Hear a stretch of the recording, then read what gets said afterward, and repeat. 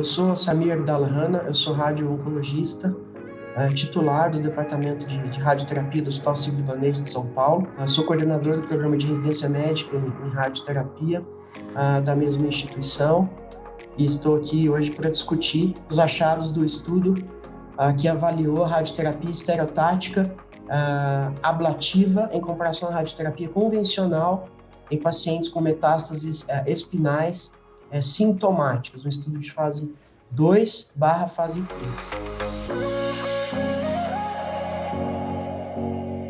Esse estudo, ele traz à tona um tema bastante interessante, que é o uso da radioterapia ablativa no cenário de um paciente com metástases espinais sintomáticas.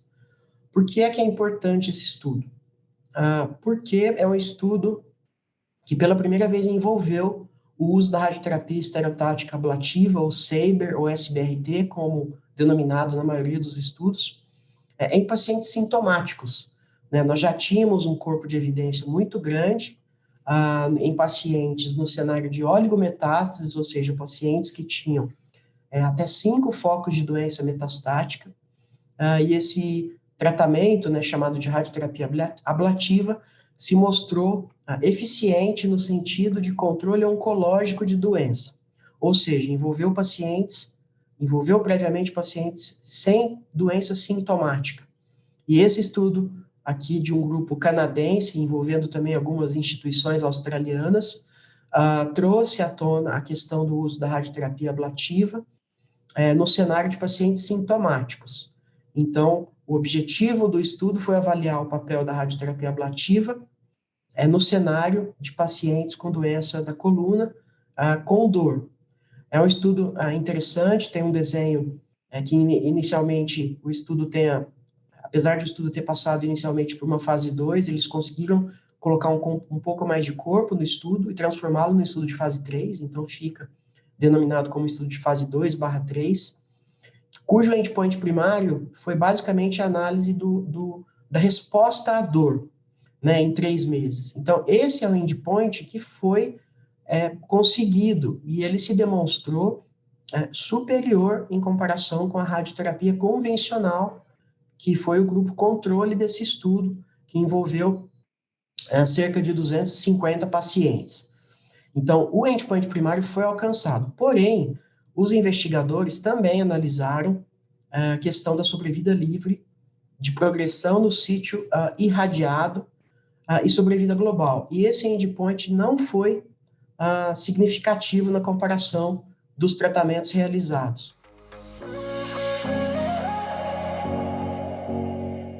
A análise de desfecho oncológico, em um estudo como esse, fica prejudicada, mas eu acredito que a maneira com que o estudo foi desenhado provoque a geração desse desfecho oncológico de maneira não significativa, ou seja, se eu fizer um tratamento ablativo, esse paciente vai viver mais, vai ter menos chance de recorrência, então o estudo sugere que a sobrevida foi igual e que a recorrência foi igual.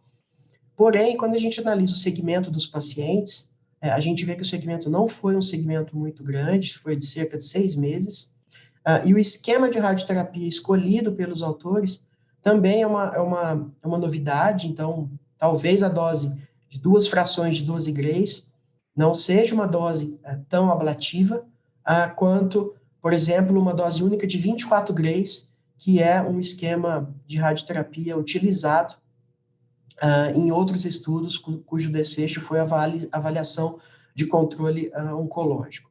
Então, eu acredito que o endpoint primário do estudo foi alcançado, o que é bom e o que é o mais forte do estudo, mas os desfechos oncológicos não nos convenceram, pelo menos com base na maneira com que o estudo foi conduzido.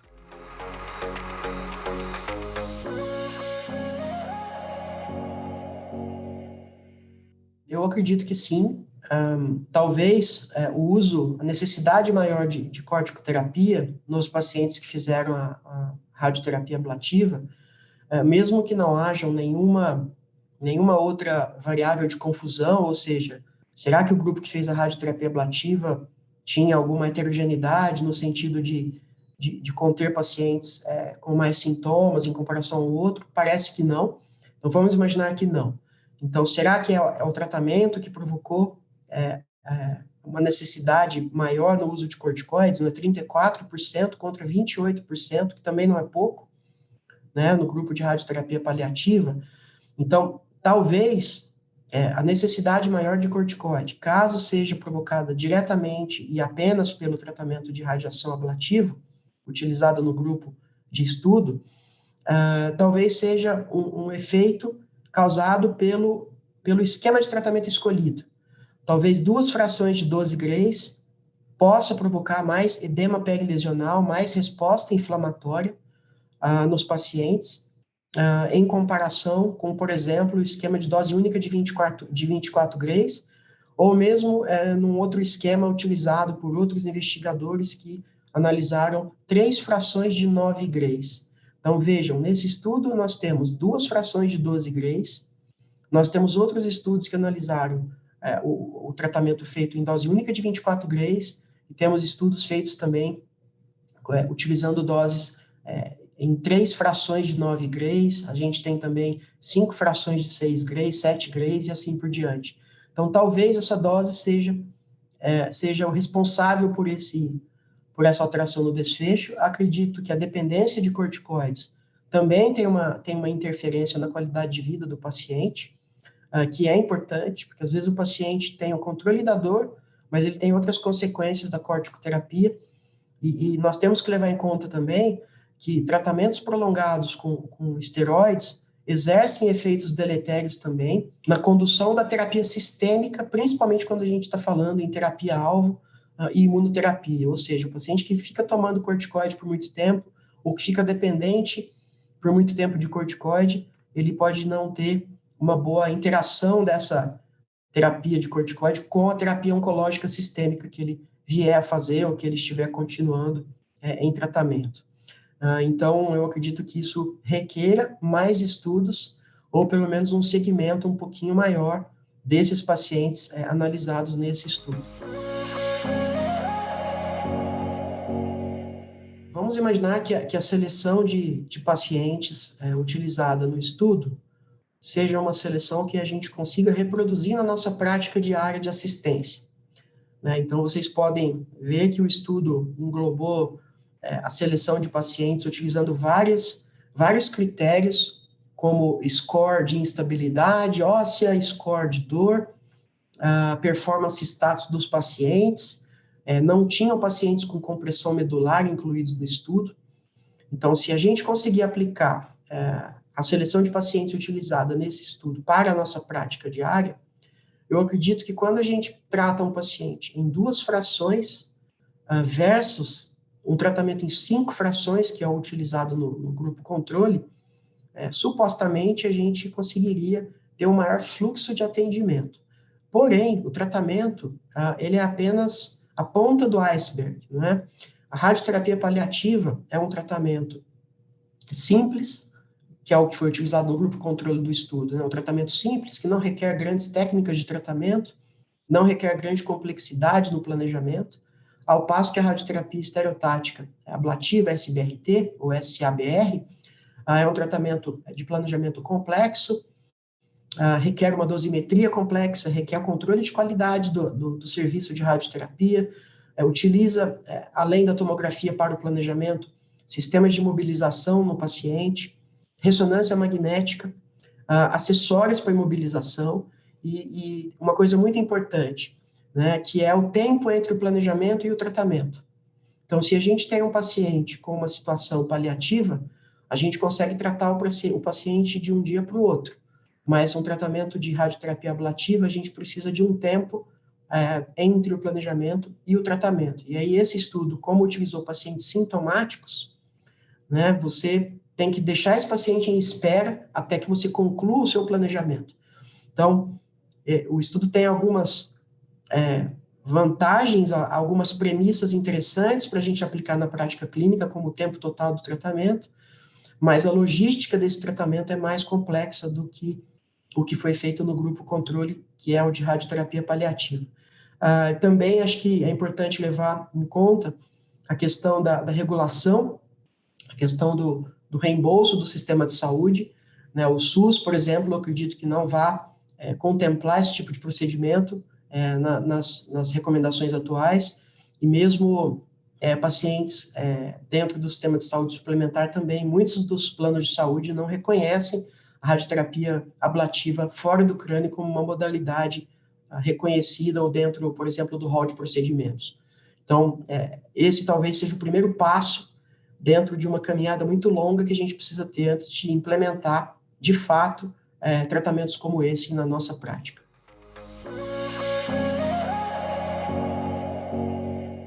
Eu acredito que o estudo realmente tenha limitações mesmo, acho que algumas delas eu já pontuei antes, acho que a primeira delas é a seleção utilizada, né, envolveu pacientes super bem selecionados, então, quando a gente transporta o cenário do estudo para o cenário da prática clínica, a gente acaba vendo poucos pacientes com uso incluídos, né, a gente não tem aqui compressão medular, que é uma condição clínica de urgência na oncologia, urgência na radioterapia, então a gente não pode utilizar as informações desse estudo no cenário de compressão medular, pelo menos por enquanto. Então, primeiro, acho que a limitação mais importante do estudo é a seleção que os autores utilizaram.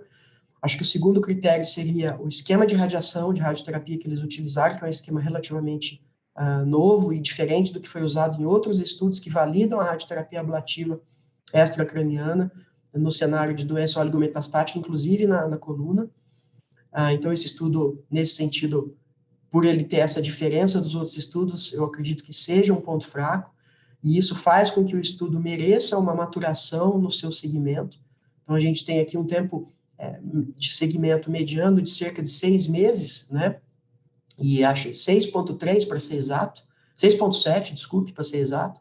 Então, eu acredito que a gente precisaria de um pouquinho mais de segmento, principalmente quando a gente pensa em toxicidade do tratamento, toxicidade tardia, que costuma ocorrer nesse prazo, ou seja, 6 meses, talvez ainda não deu tempo dos pacientes manifestarem as toxicidades tardias relacionadas ao tratamento.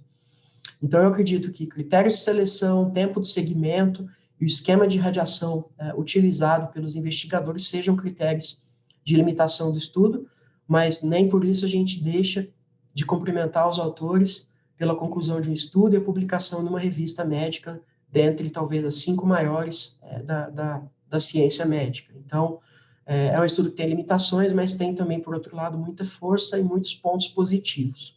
Incluir apenas pacientes com cenário de metástases espinais, cenários paliativos de metástases ósseas.